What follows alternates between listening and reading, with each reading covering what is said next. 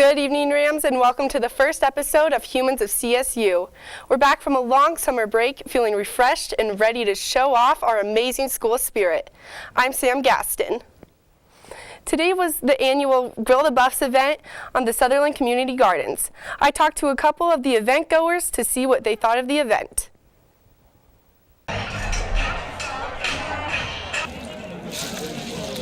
Yeah, I was thinking. Hey guys, I'm here with Brian. He's working one of the grills back here at Grill the Buffs. So Brian, what are you making today? Making some buffalo burgers, grilling them up, hoping we grill up the Buffs this weekend. Yeah. So how many people do you think are out here today? We made enough for 2,000, but I'm thinking it might be a little bit more than that. Hey Rams, I'm Sam Gaston. I'm here with ASCSU President Josh Silva. Josh, what do you think of the event so far today? This is awesome. It's great to see such an incredible turnout and so many people excited for when we play CU on Friday. What do you think we can expect from the game on Friday? To win. That's what I like to hear.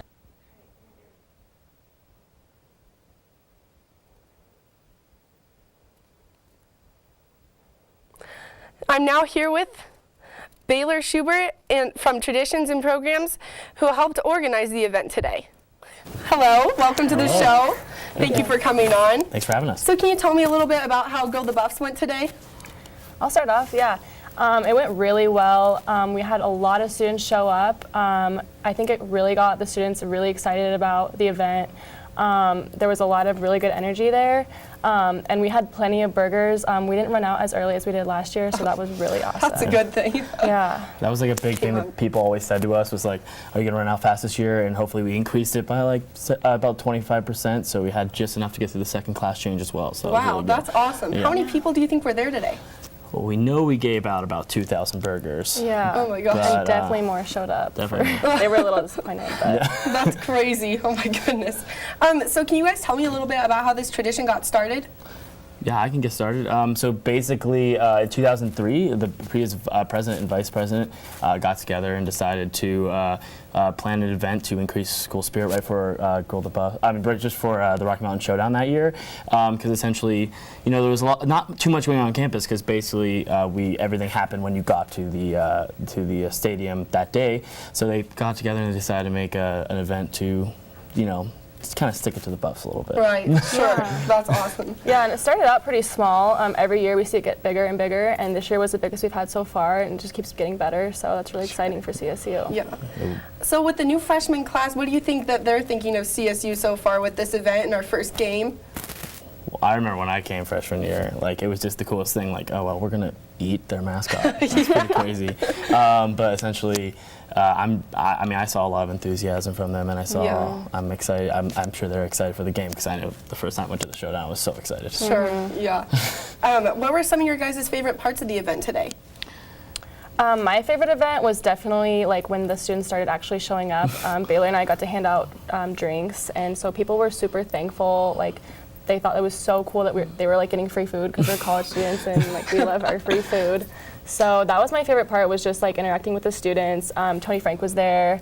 Kim the Ram, two-legged Kim the Ram was there. So just like having people like get really excited about Showdown, and just like having the students be really excited, and like the music was great. So yeah. But yeah, I actually got a chance to stop by the DJ booth. He was doing good. Yeah, that's actually ASCSU's Vice President Michael Wells. Oh wow. Yeah, Okay. It was super cool. Oh my gosh. He was really excited to do it. I can tell. He was jamming. So obviously this event like unites the campus. How do you feel that it unites the CSU community? Well, I feel, even though this is an event aimed towards the students for sure, it's really cool uniting the classes between each other, because this is a time when, you know, freshmen have kind of been, you know, with themselves, like with, you know, Ram Welcome and everything, and it kind of brings them into a place where they're with all the students and all the other students, and they're all there for one purpose, to eat some buffalo burgers. Sure. So it was really cool. Some good ones at that too. Can you guys tell me a little bit about what we can expect to see change in the event in the years to come, or if we can, are we going to see any changes? I think the main theme will always stay the same. We're always like hoping to beat CU in the showdown and just trying to get students excited and pumped up. But like I said before, hopefully just making it bigger and better as we get more students, as like our football team like comes more and gets more excited with us, and like we're just hoping to, you know, make the event grow more, I would say. Sure. That's awesome. Yeah. So can you tell me a little bit about some more ASCSU traditions and programs that the CSU community can expect to see?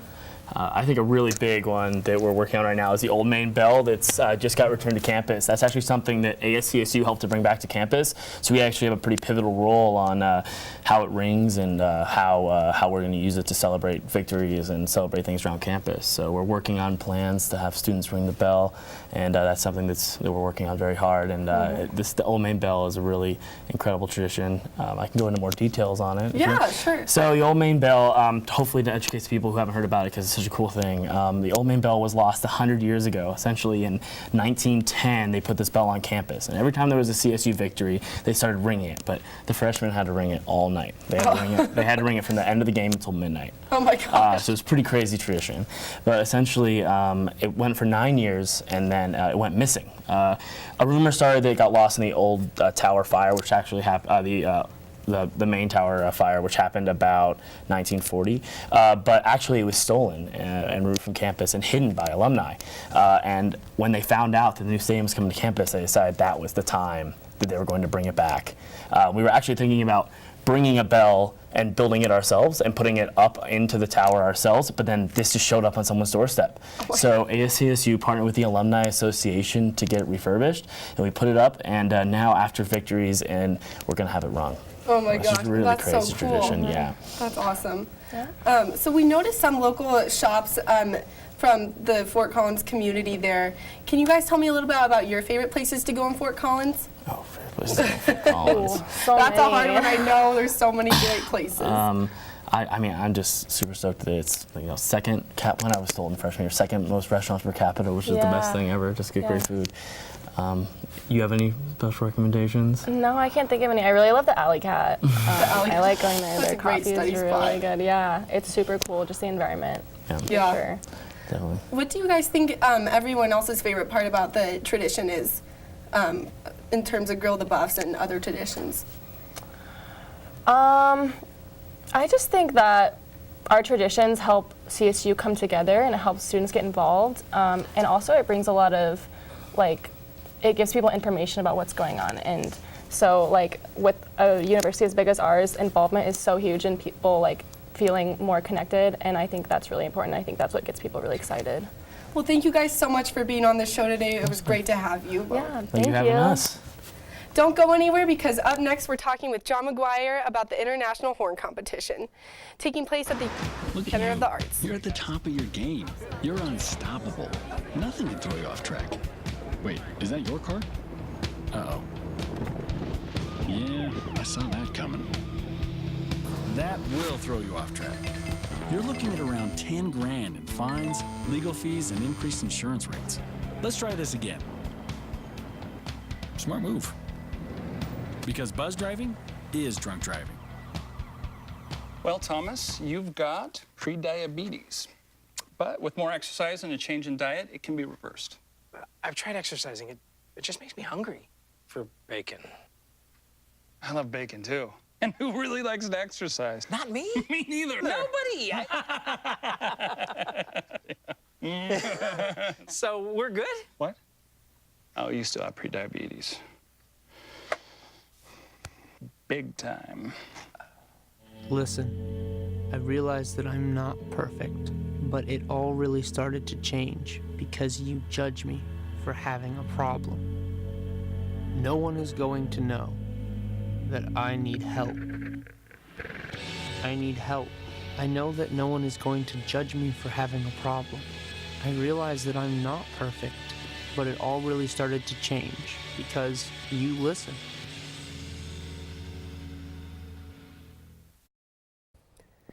Thanks to Dr. McGuire for being here. Up next, we're going to talk about the Fortitude 10K with Gary Ozzello. But for now, we're going to talk about the International Horn Competition.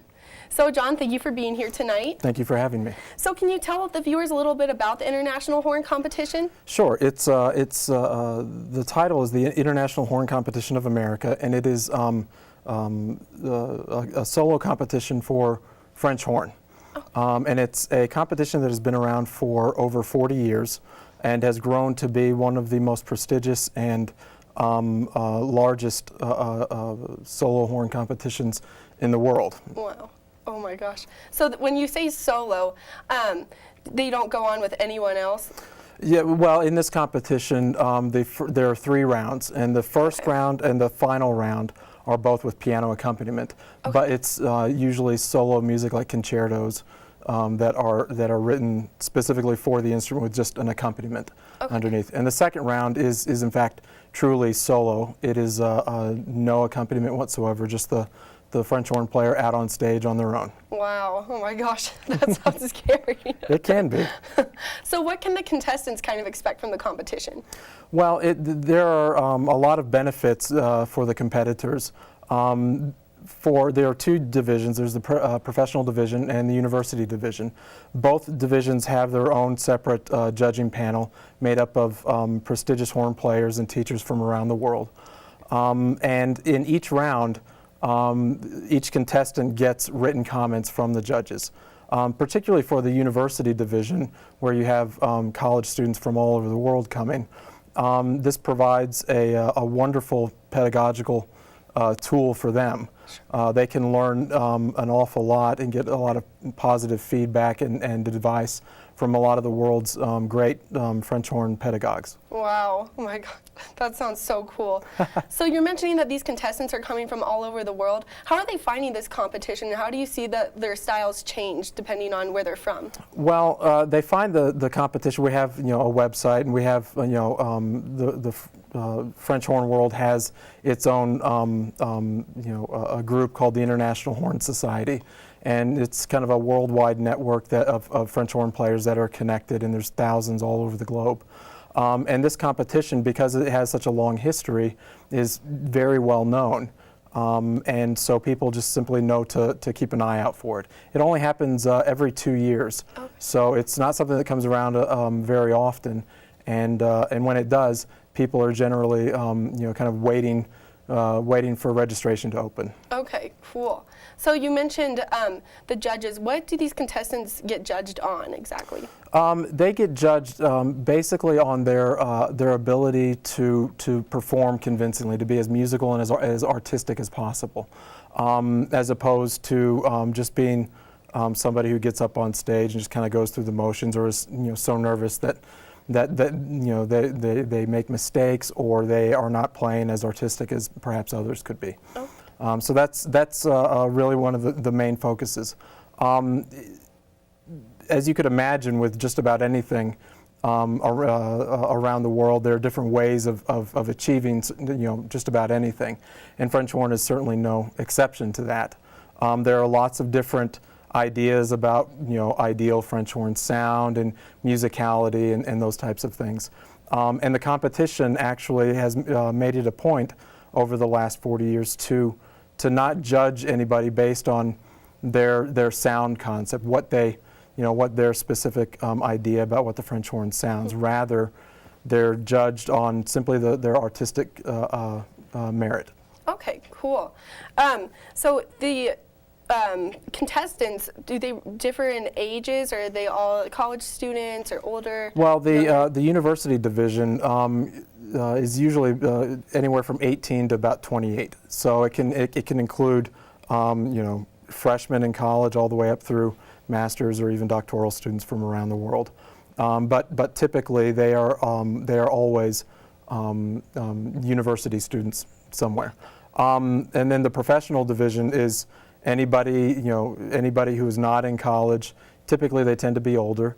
The other limitation for them is that puts them in the professional category. That is that they earn a living by playing the French horn, usually as a soloist or as an orchestral musician, those types of things.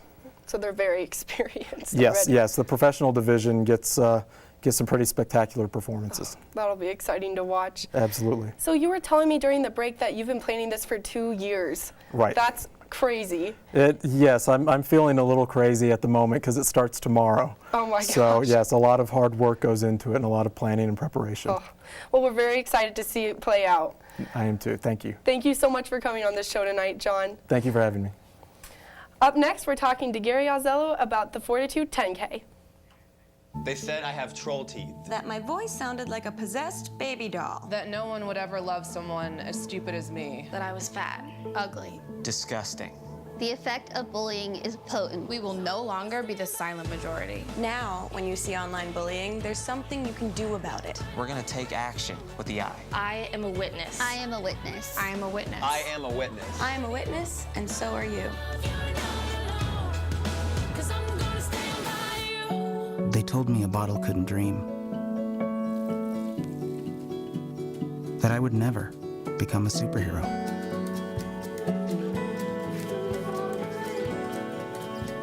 But I learned how to fly. Just to come back in a new disguise. And be the hero that I've always wanted to be.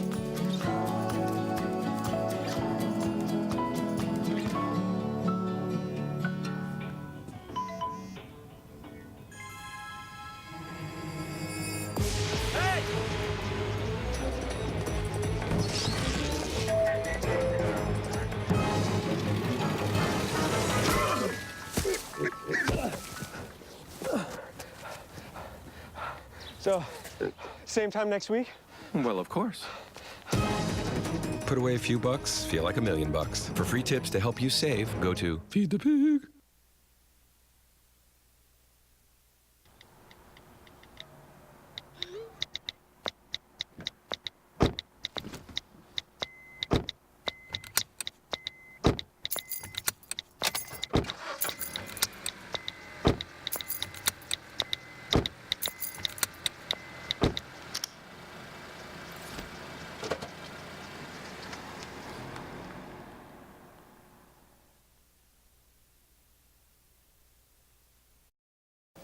Welcome back, Rams. I'm here with Gary Ozzello, and we're talking about the Fortitude 10K.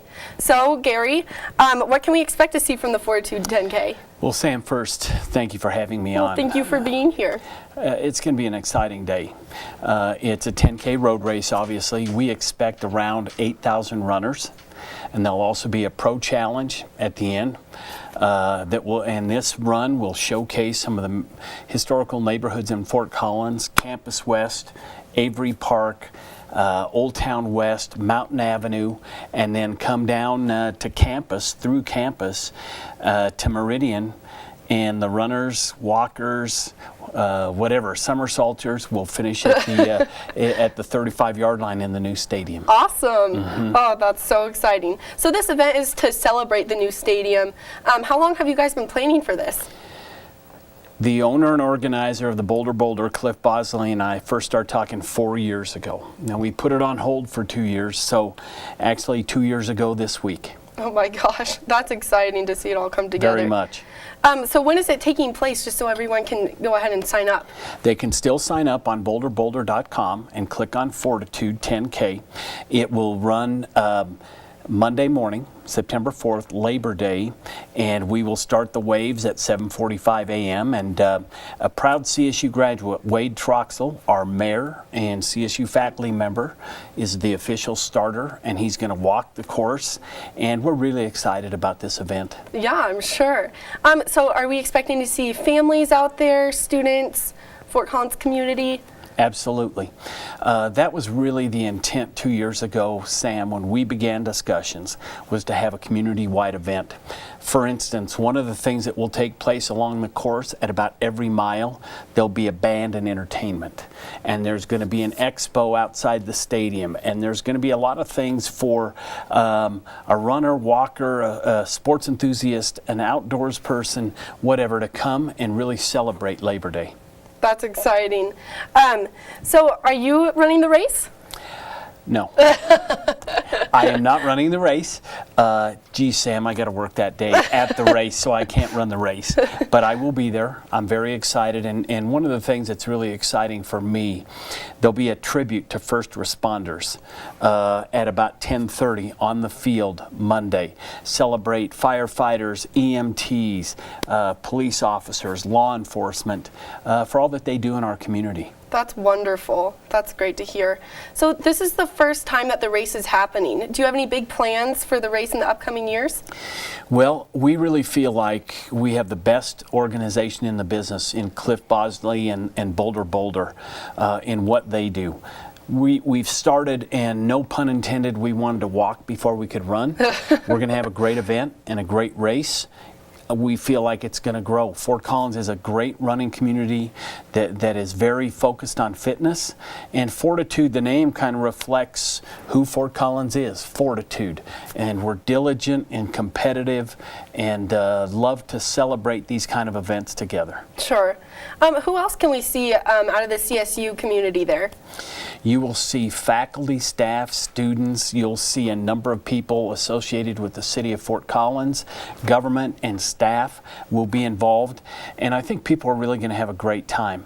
It's a great bookend for the running community. You start the summer off on Memorial Day with the Boulder. You now finish it off with the Fortitude 10K, and we're really excited about that. Sure. Do you have anything that's going on, say, before or after the race that the runners can attend? After the race, there will be plenty to do right around the stadium. It's called a race expo. There'll be booths and tents set up. There'll be a lot for people to do. There'll be food and drink sampling. And I think that families, students, people that come out are going to have a great time. Absolutely. So you mentioned that runners can see